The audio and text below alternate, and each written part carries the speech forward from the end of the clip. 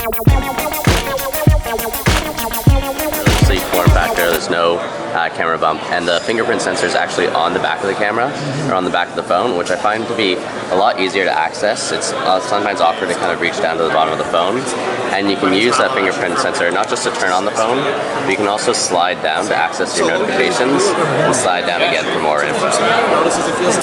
And so this is the first phone with the Google Assistant in it, and you can train it to learn your own voice. So if I say, "Okay, Google," it'll bring up the assistant, but if someone else does it, it won't recognize their voice. So it's trained to my voice. So when you set it up, you go through specific words? Yeah, so you say "Okay, Google" 3 times, and then it will learn your voice, and the more you use it, the more it will learn your voice.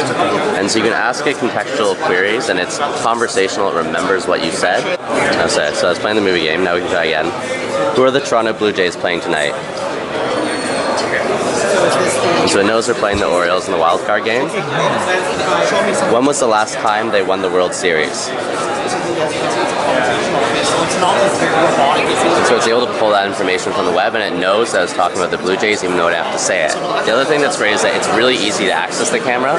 So you can just double tap the power button at any time, and it pulls up the camera super quickly.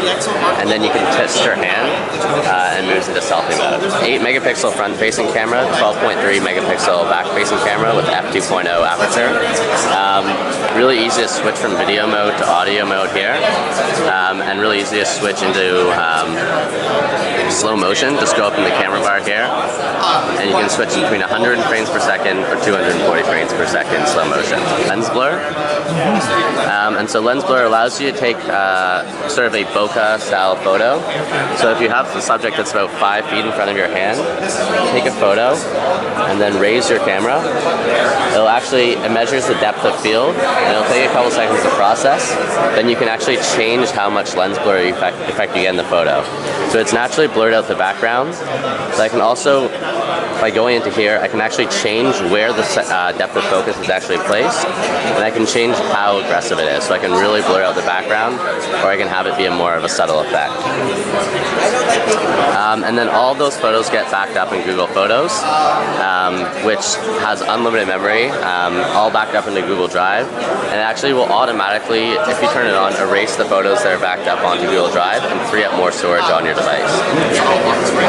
And then I'm in, so I go from Chrome, and then I go to, so I can multitask very easily back and forth between Chrome and Gmail.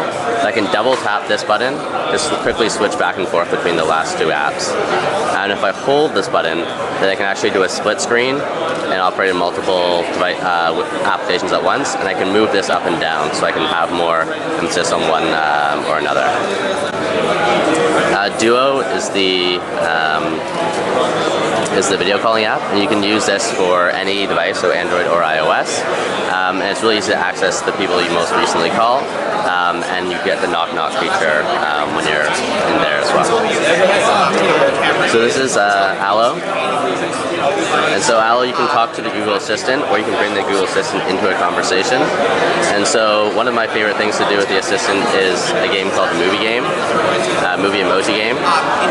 So you can ask the Assistant what you can do, and the Assistant allows you to interact in sort of 3 different ways. So you can use text, you can use voice, or you can use these suggestion bubbles that will come up that are contextual to your situation.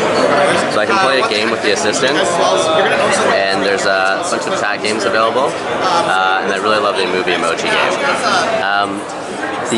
Within this, it's really easy to access support within the help menu. So just go into settings and go to support, and you get 24/7 live chat via phone or via chat, and you can share your screen with the support team in order to easily get help for whatever your issue is.